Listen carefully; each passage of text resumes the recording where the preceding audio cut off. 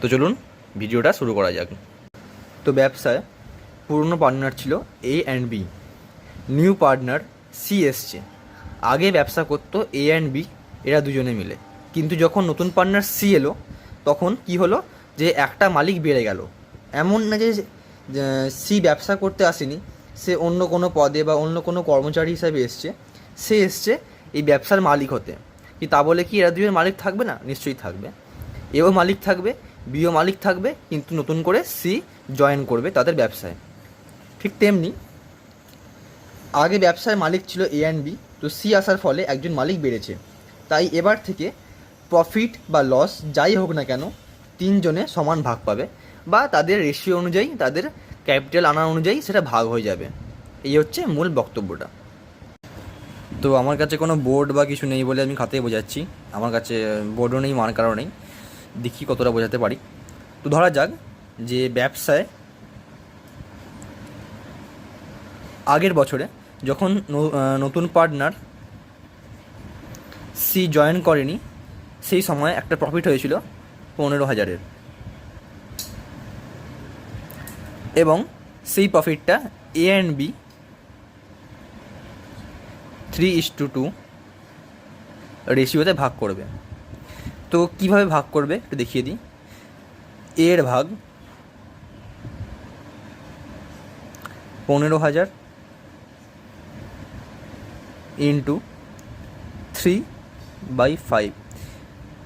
5টা কেন লিখলাম সেটা পরে বোঝাচ্ছি, দেখিয়ে দিই আগে পুরোটা। তো 5 দিয়ে কাটলাম আমরা, 3×5 15, 300, 3×3 9, 9,000। এবং বি এর ভাগ 15 ইন্টু 2/5। তো ঠিক তেমনি এখানে 15 দিয়ে 5 কাটবে, 5 দিয়ে 15 কাটবে, 3,000, 3 দুগুণে 6,000। তার মানে এখানে আমরা কি দেখলাম যে 15,000টা পুরোনো পার্টনার এ অ্যান্ড বি 3:2-তে ভাগ করলো। 3:2-তে ভাগ করার ফলে এর ভাগ পেল 9,000 এবং বি এর ভাগ পেল 6,000। তো এবার এখানে মেন কোশ্চেনটা হচ্ছে যে আমি এখানে 3/5টা কেন লিখলাম? যে এখানে এ পাচ্ছে 3 ভাগ আর বি পাচ্ছে 2 ভাগ। তো মোট ভাগ কত হচ্ছে? 3 + 2 = 5। তার মানে এ পাচ্ছে 5 ভাগের মধ্যে 3 ভাগ। তাই এখানে আমি 5 ভাগটা নিচে লিখেছি, যেহেতু 5 বড়, যেহেতু সেটা হর, সেটা নিচে লিখেছি। যেহেতু 3 ভাগ এ পাচ্ছে, তাই এর বেলা 3টা উপরে লিখেছি। ঠিক তেমনি বি এর বেলা আমি কী করলাম, বি পাবে 5 ভাগের 2 ভাগ, 5 ভাগের 2 ভাগ রেশিও অনুযায়ী। ঠিক তেমনি সেই কারণে আমি 5টা নিচে লিখলাম হর হিসাবে, এবং 2টা উপরে লিখলাম, যেহেতু এটা লব। যেহেতু বি পাচ্ছে 2 ভাগ, তাই 2। তো ঠিক সেইভাবেই আমি যে আগের যে প্রফিটটা হয়েছিল, এটা তো আগের প্রফিটটা দুজনের মধ্যে ভাগ করলাম 9,000 এবং 6,000 এই হিসাবে। তো এখন বিজনেসে নতুন পার্টনার এসছে, ধরা যাক তার নাম সি। নিউ পার্টনার,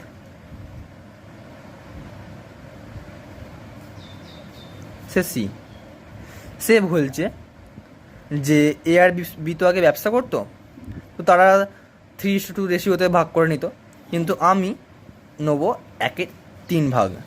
যা প্রফিট হবে তার 1/3 ভাগ আমি নেব। তো তখন নিশ্চয়ই যে এ আর বি, এদের তো আগের প্রফিট শেয়ারিং রেশিও ছিল 3:2, এইটার থাকবে না, এইটার বর্তমান থাকবে না।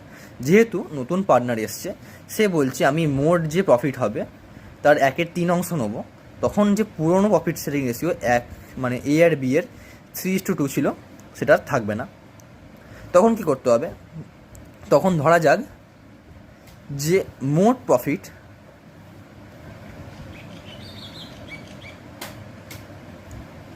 = 1।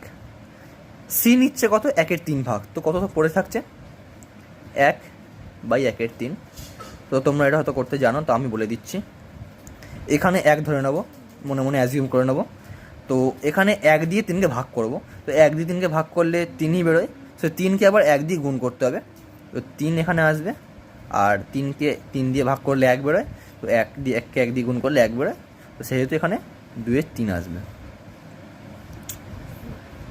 তো আগে সি বললো যে আমি 1/3 ভাগ নেবো, সেই 1/3 ভাগ নেওয়ার পর যেটা পড়ে থাকবে সেই ভাগটা এ আর বি পুরনো পার্টনার এ আর বি নেবে। কিন্তু কীভাবে নেবে? 2/3 ভাগ তো আছে, তারা কীভাবে 2/3 ভাগটা দুজনে ভাগ করে নেবে, চলো দেখান। তো এ আর বি এর আগের কী রেশিও ছিল? 3:2। তার মানে এ পেত 3/5 আর বি পেত 2/5। এ পেত 3/5, বি পেত 2/5। কিন্তু নতুন পার্টনার সি আসার ফলে সে পাচ্ছে 1/3 আর পড়ে আছে 2/3 ভাগ। তখন কি করতে হবে? এর সঙ্গে 2/3 গুণ করতে হবে, কারণ এই ভাগটা পড়ে আছে, সেই ভাগটাকেই এ নেবে। 2/3 ভাগ, 3 দুগুণে 6, 3 5 15। আর বি ঠিক সেমভাবে সেও 2/3 ভাগটা পাবে, কারণ যা পড়ে আছে সেই ভাগটাই পাবে। তো 2/3 এটা গুণ করলে 2 দুগুণে 4 আর 3 5 15 আমরা পাচ্ছি। এরপর কি দেখছি যে এ বি আর সি এদের ভাগটা কত হচ্ছে? এ পাচ্ছে 6/15, 6/15, বি পাচ্ছে 4/15 এবং সি পাচ্ছে 1/3।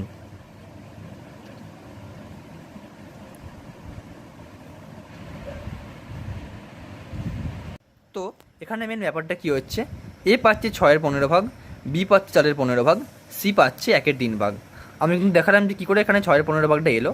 এ 3/5 ভাগ আগে পেত, তার সঙ্গে 2/3 ভাগটা যেটা পড়েছিল সি নেওয়ার পরে, সেই 2/3 ভাগটা এ 3/5 সঙ্গে গুণ করে 6/15 ভাগটা এলো।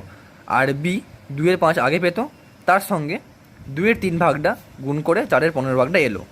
কিন্তু এখানে মেন ব্যাপারটা হচ্ছে সেটা হলো যে সি পাচ্ছে 1/3 ভাগ। তো যখন সি 1/3, বি 4/15 আর এ 6/5, তখন নিশ্চয়ই এটা তুলনা করা যাবে না, কারণ এখানে 15, এখানে 15, এখানে 3। তখন কি করতে হবে? যে একটা এমন সংখ্যা চাই যে সংখ্যার সঙ্গে 3 গুণ করলে সেটা 15 পাবো। আর সেই সংখ্যাটা শুধু নিচে গুণ করলে হবে না, ওপরেও গুণ করতে হবে। তো ঠিক সেই সংখ্যাটা হলো, তো 3-এর সঙ্গে কত গুণ করলে 15 আসে? খুব সহজ, 5। তো সেই 5টাকে ওপর আর নিচ দুই জায়গায় গুণ করতে হবে। তো এর 6/15 যেমন ছিল 6/15 থেকে যাবে, বিও সেম 4/15 ছিল, 4/15 থেকে যাবে। কিন্তু সি এর বেলা কী হবে? যেহেতু এখানে 5 আর 5 নিচে গুণ করেছি, তার মানে 1-এর সঙ্গে গুণ হবে 5 আর 3-এর সঙ্গে গুণ হয় 15। তখন কি দাঁড়াচ্ছে যে 6, 4, 5 নিচে 15, সেগুলো না ধরার মতো, তো সেগুলো কেটে যাবে। তো তোমরা কাটবে না, নর্মালি দেখিয়ে দেবে নিচে করে 6, 4 আর 5।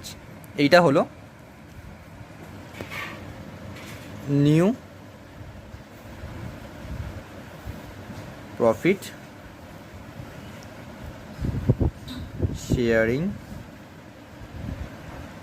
Ratio of A B and C. যেহেতু সি নিউ পার্টনার, তো নতুন প্রফিট শেয়ারিং রেশিও হচ্ছে 6, 4, 5। এইভাবে নতুন পার্টনার এলে নতুন প্রফিট শেয়ারিং রেশিও বের করা যায়। কারণ আগে ছিল এ আর বি, তাদের দুজনের প্রফিট শেয়ারিং রেশিও ছিল 3:2, কিন্তু সি আসার ফলে সি বলছে সে 1/3 ভাগ প্রফিট নেবে। তো 1/3 ভাগ প্রফিট নেবে মানে মোট প্রফিট যা হবে তার 1/3 ভাগ নেবে। তো সে যেহেতু 1/3 ভাগ নেবে, তার 1/3 ভাগ নিয়ে আসার পর, মানে নিয়ে নেওয়ার পর পড়ে থাকবে 2/3 ভাগ। তো 2/3 ভাগ পড়ে আছে। তো এ আর বি আগে পেত 3/5 আর বি পেত 2/5, তার সঙ্গে 2/3 আর এখানেও 2/3 গুণ হবে। গুণ হওয়ার পর আসবে 6/15, বিও পাবে 4/15, কারণ 2 দুগুণে 4 হচ্ছে, 3 5 15। ঠিক তেমনি 3 দুগুণে 6 আর 5 3 15। তাহলে এ পাচ্ছে 6/15, বি পাচ্ছে 4/15, কিন্তু সি পাচ্ছে 1/15। কেন পাচ্ছে? কারণ সে নিয়েছিল 1/3। তাই আমাদের কী করতে হবে? একটা এমন সংখ্যা দিয়ে 3কে গুণ করতে হবে যার সঙ্গে 3 গুণ করলে 15 আসবে। ঠিক ঠিক তেমনি এখানে 5 দিয়ে আমরা গুণ করলাম, ওপর নিচ 5 দিয়ে গুণ করবো, শুধু নিচটাকে 5 দিয়ে গুণ করলে হবে না, ওপর থেকে 5 দিয়ে গুণ করতে হবে। তো 5 দিয়ে গুণ করার ফলে কী এলো, নিচে 15 আর ওপরে 5 এলো। তো আসার পরে কী হলো, যে নিচে যে এ বি সি সমান হয়ে গেলো। দেখো এ 15, 6-এর 15, বি 4-এর 15 এবং সি 5-এর 15। তো যেহেতু 15 চলে এলো, তখন আমরা সহজেই পেয়ে গেলাম যে 6, 4 আর 5 এটা হচ্ছে new profit sharing ratio of A B C, that is 6, 4, 5। Okay, and.